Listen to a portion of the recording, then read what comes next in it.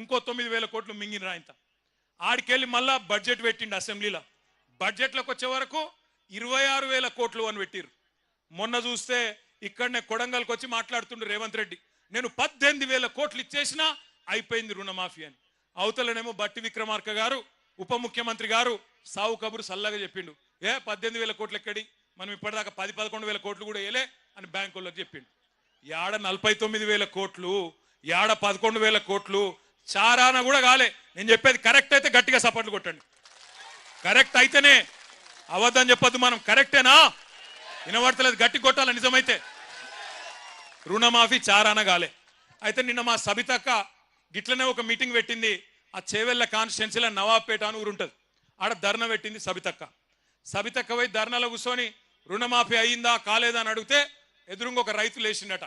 లేచి అక్క అక్క అయిపోతుంది అక్క అన్నాడట. ఎప్పటికి అయిపోతుంది తమ్మి అంటే, ఫిబ్రవరి 31 వరకు ఖచ్చితంగా చేస్తాడక్క రేవంత్ రెడ్డి అన్నదట. ఫిబ్రవరిలో 31 రోజులు ఉంటాయి. మీరు అమాయకులు ఉన్నారు కొడంగలోళ్ళు బాగా. ఫిబ్రవరి 31 అంటే కూడా నమ్ముతాడు. ఫిబ్రవరిలో 28 రోజులు ఉంటాయి. 4 ఏళ్ళలో ఒకసారి 29వ రోజు వస్తుంది. 31 ఆడుంటుంది. రేవంత్ రెడ్డి కథకి ఇట్లుంటది. తులం బంగారం అన్నాడు, వచ్చిందా? పెళ్లి లగ్గాలు ఆగిపోయినాయి, అవుతున్నాయా? మరి ముఖ్యమంత్రికి తులం బంగారం దొరుకుతలేదా? ఏడా బంగారం షాపులోడు నమ్మతలేడా? ఏంది పతారా లేదా ముఖ్యమంత్రికి? తులం బంగారం లేదు, స్కూటీ లేదు, రుణమాఫీ లేదు. ఏమన్నాడు ఆ రోజు రైతులను? కేసీఆర్ బిచ్చమేసినట్టు 10,000 ఇస్తుండు, నేను 15,000 ఇస్తా అన్నాడు. ఇంతకుముందు ఎవరో మంచి ప్లకార్డు పట్టుకున్నాడు ఎవడో తమ్ముడు, రేవంత్ రెడ్డి ఎంత బాకినాడు, అది ఇటు పంపి ఒకసారి యాద పెట్టు.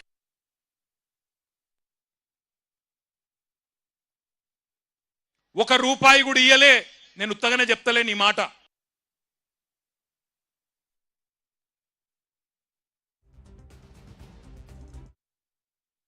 మీరు యాద్ చేసుకోండి ఒక్కసారి.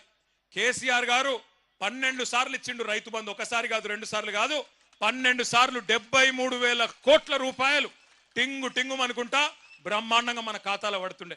అట్లనే కరెక్ట్గా మన ఎలక్షన్ ముందు కూడా, అసెంబ్లీ ఎలక్షన్ల ముందు కేసీఆర్ గారు 7,600 కోట్ల రూపాయలు జమ చేసి పెట్టిండు. పెడితే ఇదే రేవంత్ రెడ్డి ఉత్తరం రాసిండు ఎలక్షన్ కమిషన్కు. రాసి కేసీఆర్ ఇచ్చిన రైతు బంధు వేస్తే మళ్ళా రైతులు ఆయనకే గుద్దుతారు, నేను కొడంగల్లో కూడా ఓడిపోతా, మా పార్టీ ఓడిపోతుంది, మళ్ళా గెలవది, ఆపు అన్నాడు. వాళ్ళు ఆపినరు. ఇక బడేబాయి చోటేబాయి కదా, చోటేబాయి చెప్పిండు, బడేబాయి విన్నాడు, ఆపేసిండు. ఆపినాక ఏమైంది? ఆపినాక అదే పైసలు రేవంత్ రెడ్డి ముఖ్యమంత్రి అయ్యిండు. అయినాక మరి వెంటనే ఇయ్యాలి కదా, ఇయ్యలే. 4 నెలలు ఆ పైసలు, కేసీఆర్ ప్రభుత్వం దాపెట్టిన పైసలు 4 నెలలు సతాయించి ఎప్పుడు ఇచ్చిండు? మళ్ళా పార్లమెంట్ ఎలక్షన్లు అప్పుడు. ఒకప్పుడు ఓట్లు డబ్బల పడాలి కాబట్టి నోట్లు మీ అకౌంట్లో వేసిండు. అది కూడా ఏంది, పాత పైసలే. 5,000 ఇచ్చిండు తప్ప 7,500 ఇయ్యలే. కాబట్టి మొదటి పంట బాకీ 2,500 రూపాయలు ఎకరానికి. 7,500 ఇస్తా అన్నాడు, 5,000 ఇచ్చిండు ఆనాడు డిసెంబర్ 23లో.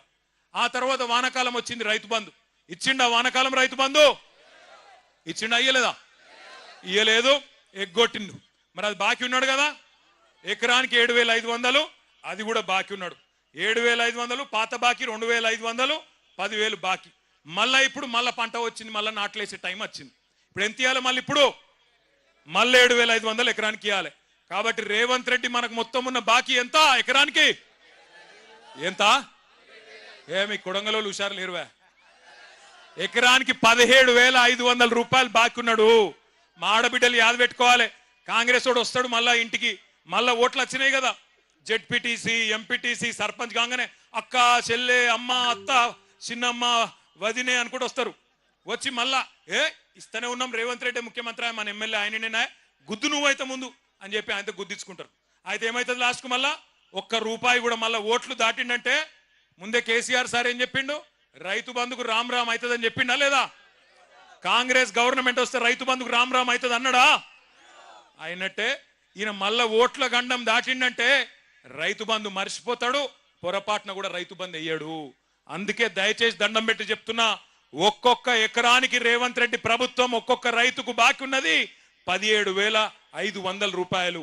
ఇవాళ ఏందో పెద్ద మేలు చేసినట్టు 15,000 ఇస్తా అని చెప్పినోడు